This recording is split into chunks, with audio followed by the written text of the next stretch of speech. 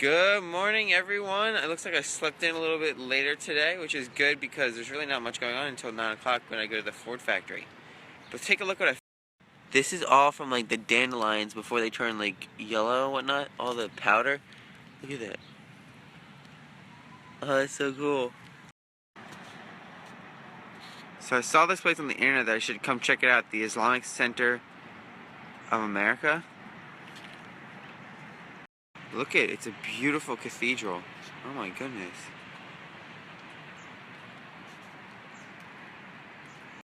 And they have security all over. One right there, one over there, and then there was one way back behind the building.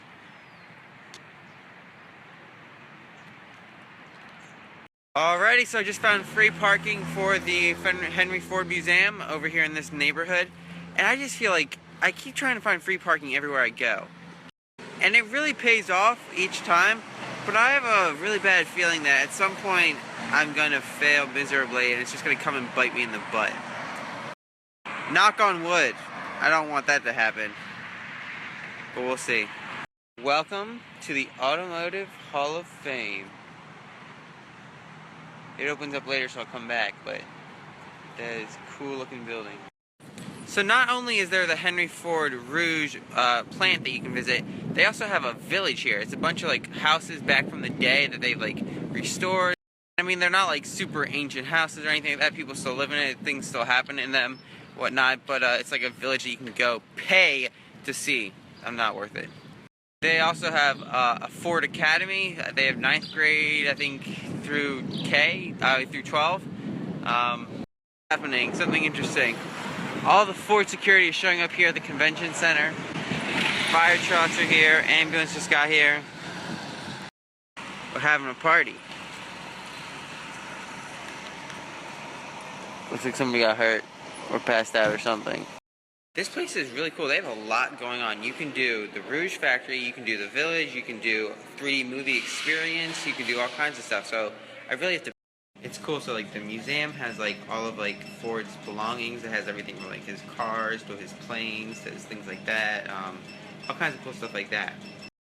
And then Ford had the village because he believed that people should understand the lifestyle of others, and like that's something I really believe in. That's like why I'm on this road trip. Is like I want to gain new perspectives on life through seeing the way that these other places are and that people live and things like that. That's why I enjoy talking to locals. And they even have the Kennedy's car here. That's pretty cool.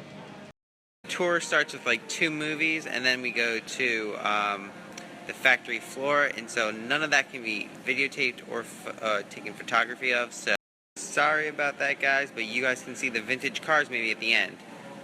And it looks like we have a field trip joining us today. Check out this movie theater. This is so cool.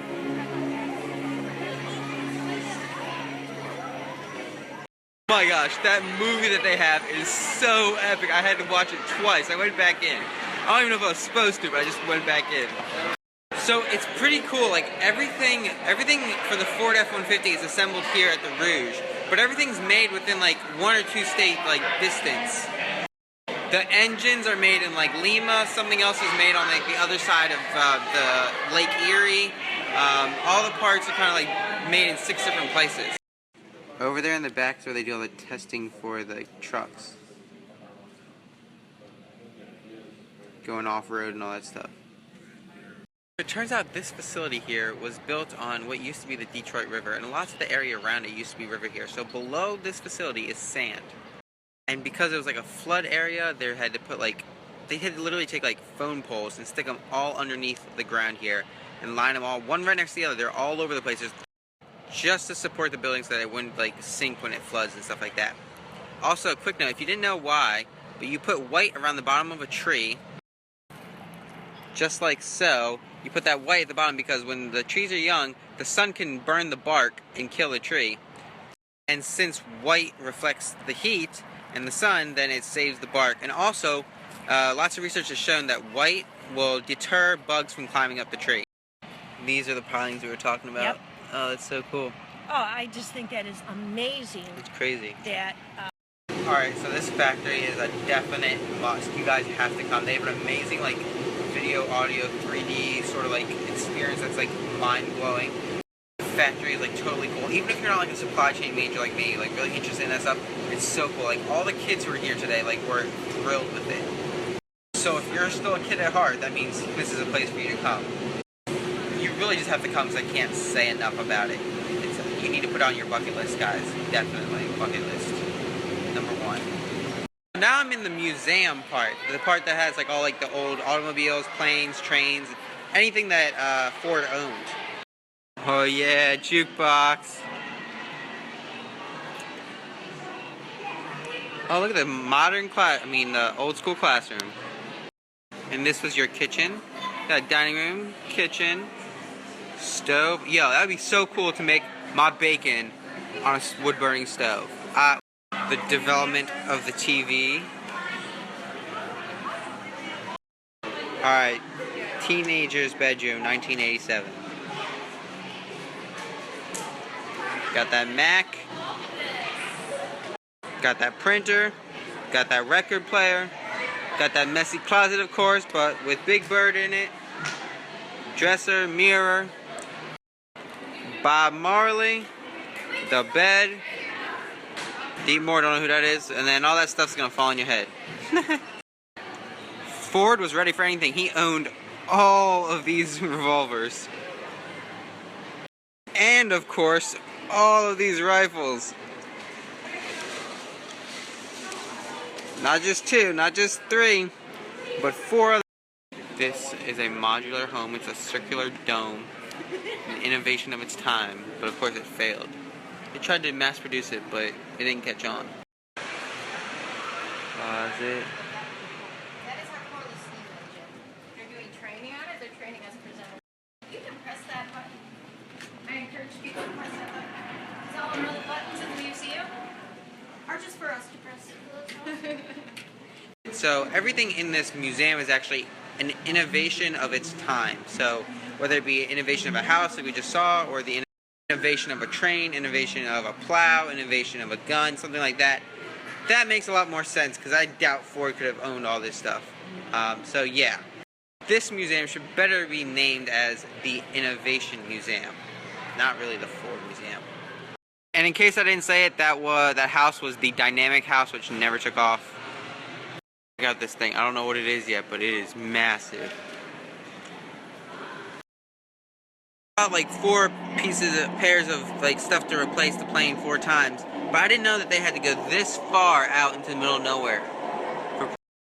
They literally had to take a train, then a ferry, and then 4 miles to get through the sand to be in isolation so no one would find them. Alright, so take a look. This is the inside of a old day Boeing 747. The pilot's cockpit. This is first class. Nice wooden, comfy seats, no seatbelt. Sometimes look like that. Not too bad, but look at coach. This is coach, guys. This is the normal seats where we sit now. So much more leg space. Look at that. They even have this really cool diner in the museum that you can actually go in and eat.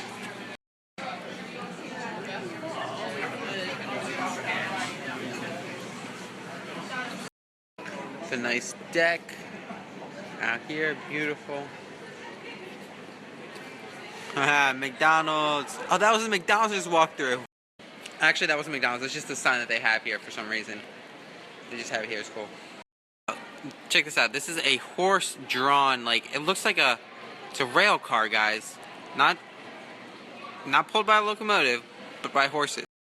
And it literally goes on the tracks. Literally on the tracks, just like the car in the front with the person, with the horse. That's an actual, AKA a coach, which actually rode on the dirt roads and stuff, pulled by a horse again. Oh, and look at ancient bike. It's been a while since I've done a bathroom session, but take a look at this one. It reminds me of France. It reminds me of Europe. It smells just like it too. Check out this Holiday Inn sign. And this is what a Holiday Inn used to look like. You see me? They don't look that bad back then. I'm in the process of figuring out what car I am. Of course it looks like I'm a Plymouth Voyager minivan. That's so funny because I actually do drive a minivan. Not just for this trip, but back at home. Alright, so today I only did 2 of like the 5 things, if not more, that there are worth doing here at the museum, the Henry Ford Museum. So there's definitely tons of stuff to do here. I recommend coming for sure and like doing everything. Stay for like 2-3 days and do it all. And then on the top of that list should be visiting the Rouge factory because it's just cool to see how it all works. Now in Ann Arbor, it started raining a little bit on the way here, but it looks like it kind of just stopped. But I don't know what to do. There's nothing to do really. So this monument in front of the art museum here at the university is supposed to somehow always spell art no matter where you are. I'm just not sure I see it right now either. I see the A, I see the R, but I don't see how there's a T at all from this angle. Do you guys? Check out the law school here.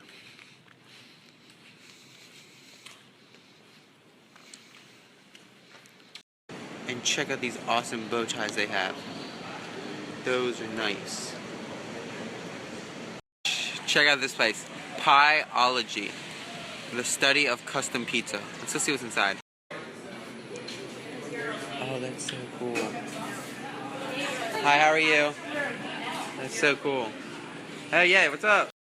It's just like a Subway. You pick your toppings and everything, your bread, all that stuff, and then it goes in the oven. That's so cool.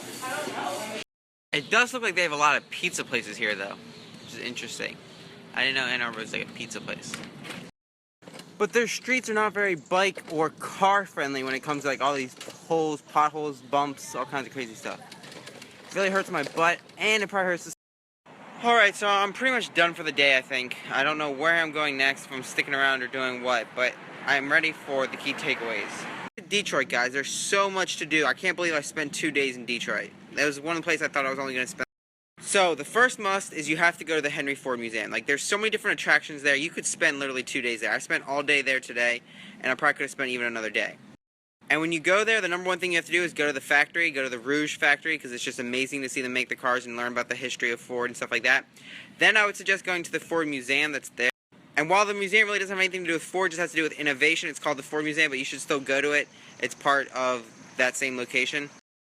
I wanted to go to the Village as well, which had like the first house like of the Wright brothers, like the first bike shop, which like was the real thing. They imported it, but I didn't have time and I wasn't going to stick around and pay $30. You can, if you're a student, get a $50 like deal where you get like everything included, which is pretty cool. And I would have done that, but I didn't really feel like it. But the second must-do thing in Detroit is go tour the GM Tower. I think they tour like sometime between 10 and 2, like every hour or so. You really just have to go to the tower and find out like when they do it, because I don't really know. I just happened to walk in and fall upon the tour at the time that they were doing it. Also, there's the Piquet Museum in Detroit. I would suggest going to see that. I didn't get a chance to because they were closed while I was there because of Memorial Day, but I'm sure that'd be cool. And then, of course, in terms of free stuff, definitely like walk the boardwalk. It's very pretty. Go to see where the Packard plant first was. You can see like there's a giant... Oh, and of course, you guys have to go to the History Museum of Detroit. Like, it's amazing. It's free. You learn so much. It's so cool. So, top 3 things you have to do. Number 1 is the Henry Ford Museum. Number 2, it's tied for 2nd and 3rd. I don't know which one you should do first. The GM building, and then also the... And so, that's that. If you guys have any questions, let me know. I'll be glad to answer them. And if I figure out what I'm doing tonight, I'll let you guys know. Otherwise, I'll catch you all tomorrow morning.